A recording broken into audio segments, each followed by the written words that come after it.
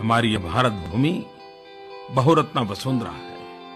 सामर्थ्यवान माँ भारती को समर्पित महापुरुषों ने इस धरती को अपना जीवन आहूत कर दिया, समर्पित कर दिया। एक ऐसे ही महापुरुष हैं लोकमान्य तिलक।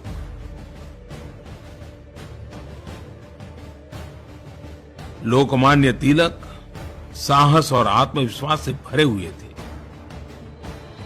लोकमान्य तिलक जी के प्रयासों से ही सार्वजनिक गणेश उत्सव की परंपरा शुरू हुई। सार्वजनिक गणेश उत्सव परंपरागत श्रद्धा और उत्सव के साथ साथ समाज जागरण, सामूहिकता, लोगों में समरसता और समानता के भाव को आगे बढ़ाने का एक प्रभावी माध्यम बन गया। वैसे समय वो एक कालखंड था जब जरूरत थी कि देश अंग्रेजों के खिलाफ लड़ाई के लिए एकजुट हो। इन उत्सवों ने जाति और संप्रदाय की बाधाओं को तोड़ते हुए सभी को एकजुट करने का काम किया। अक्टूबर 1916 में लोकमान्य तिलक जी अहमदाबाद जब आए, उस जमाने में आज से करीब 100 साल पहले 40,000 से अधिक लोगों ने उनका अहमदाबाद में स्वागत किया था। और यही यात्रा के दौरान सरदार वल्लभ भाई पटेल को उनसे बातचीत करने का अवसर मिला था। और सरदार वल्लभ भाई पटेल लोकमान्य तिलक जी से अत्यधिक प्रभावित थे।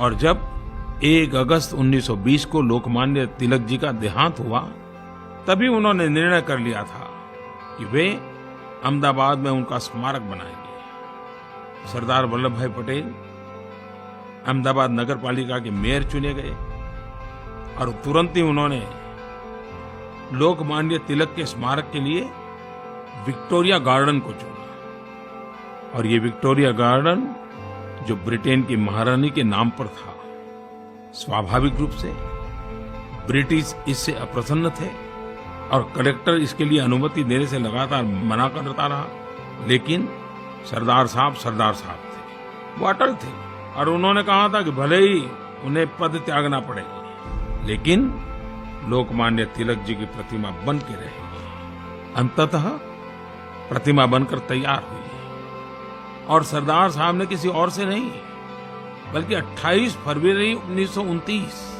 इसका उद्घाटन महात्मा गांधी से कराया। और सबसे बड़ी मजे की बात है कि उस उद्घाटन समारोह में, उस भाषण में पूज्य बापू ने कहा कि सरदार पटेल के आने के बाद अहमदाबाद नगर पालिका को न केवल एक व्यक्ति मिला है, बल्कि उसे वह हिम्मत भी मिली है जिसके चलते तिलक जी की प्रतिमा का निर्माण संभव हो पाया है।